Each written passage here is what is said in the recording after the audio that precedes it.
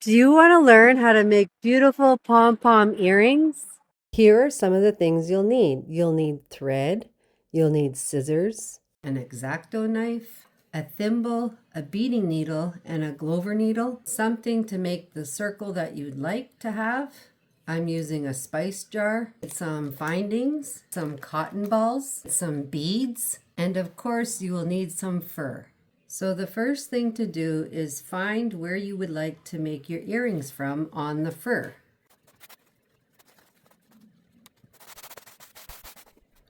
I do not wet stretch my furs when I cut them. I like them to stay in the natural state, and I feel that it makes them fuller and last a lot longer.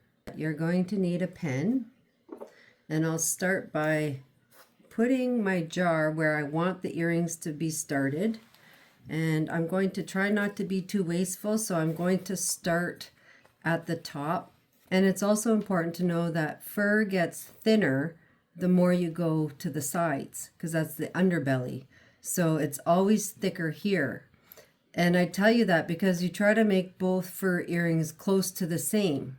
And if I was to take one here and one in the middle, they would definitely not be the same. So I always try to mark the middle. So I'll make one on this side of the middle and then this side. So then they're close to the same. So now you want to take your X-Acto knife and cut these circles out.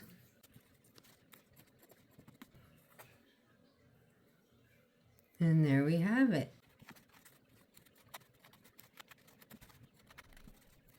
I always save the hardest part for last, because then it just seems like it's not as hard because it's at the end. So this is the hard part I'm talking about because it's so close to one another, but I don't want to be wasteful.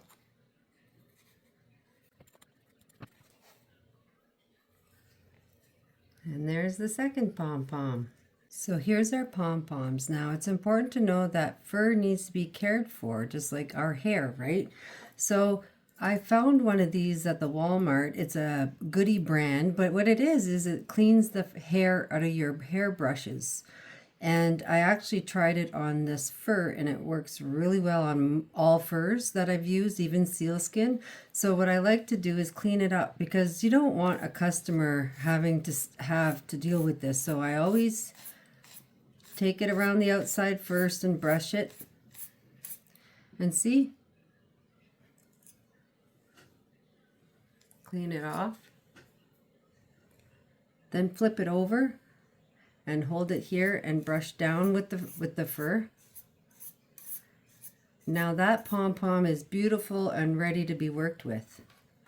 Now I'll do this one.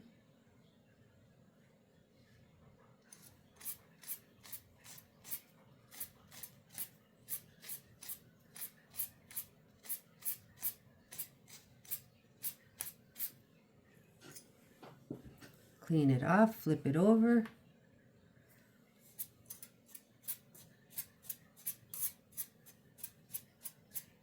You see on the pom-poms how the hair is all around there, but there's not much at the top? That's where I always start my sewing. Before I go anywhere, I start here because it's the easiest. Now it's time for your thread. I would suggest that you grab a piece of thread that is as long as your arms could open. Yes. Why? Because you can't, once you do this, you can't come back to it. I also suggest that you double thread it. So what I like to do is I get my Glover needle and I'll put it on one side and pull it down, and then I'll knot this side. Now you want to make sure your knot is big enough, because if you don't make your knot big enough, when you go to pull the pom-pom together, it's going to come right through and you're going to have to start all over. So I take the time at the beginning to make sure that my knot is extra big. Then I'll trim the excess.